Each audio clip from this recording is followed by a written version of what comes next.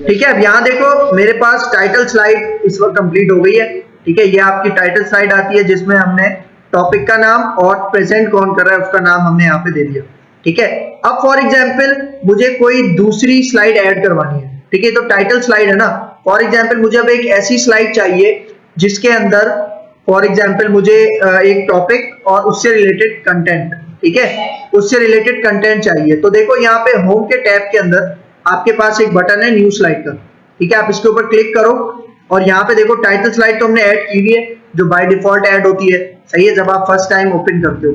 मुझे अभी चाहिए टाइटल एंड कंटेंट वाली। अच्छा, ये देखो ये आपके पास कुछ बने बनाए फॉर्मेट्स अवेलेबल है। ठीक है, देख रहे हो, फॉर एग्जाम्पल आपने पहले खुद पहचानना है कि आपका जो कंटेंट है वो कौन सी इस स्लाइड में फिट होगा। ठीक है, फॉर एग्जाम्पल मुझे अभी इस तरह का डेटा चाहिए कि एक टॉपिक हो और उससे रिलेटेड उसका कंटेंट हो। सही है, तो मैं यहाँ पे यूज करता हूँ टाइटल एंड कंटेंट की स्लाइड।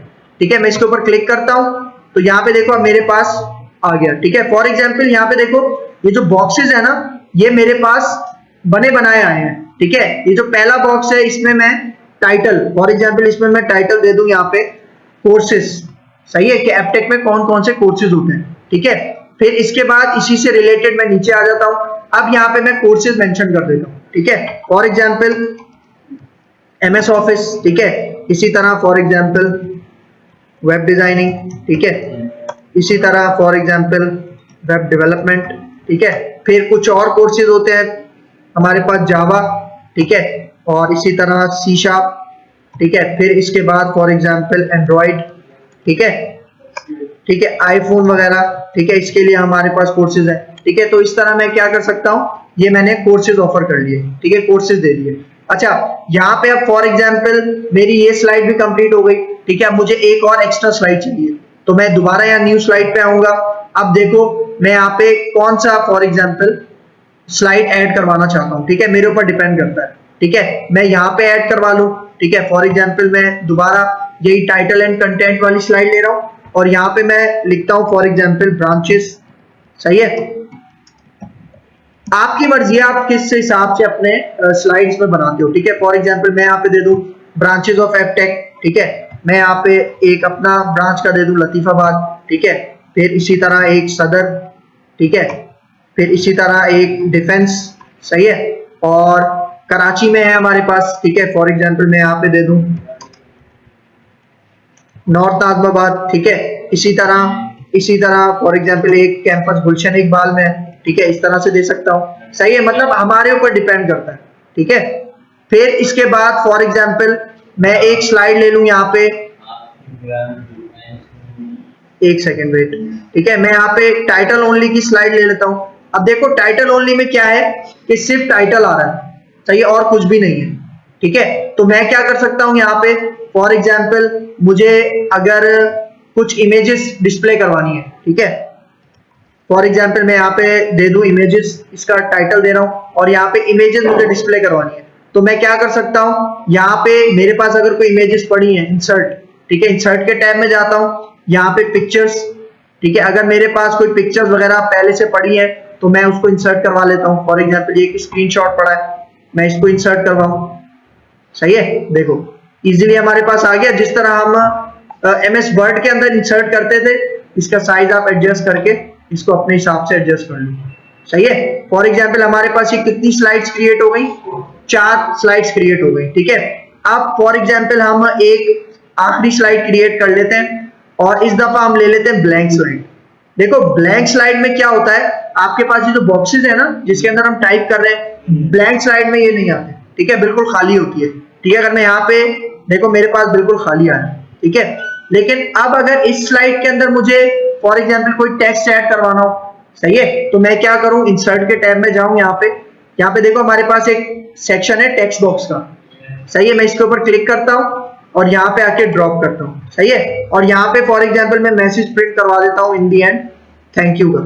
सही है, अब देखो इसको मैं अपने हिसाब से साइज इसका एडजस्ट कर सकता हूँ। ठीक है, फॉर एग्जाम्पल मैं इसको सिलेक्ट करता हूँ और साइज बड़ा करने के लिए मैं यहाँ पे आता हूँ होम के टैब में। जिस तरह फोन का साइज इंक्रीज करते थे ना MS वर्ड के अंदर, सेम उसी तरह। ठीक है, यहाँ पे आता हूँ, देखो मैंने साइज इंक्रीज कर लिया इसका।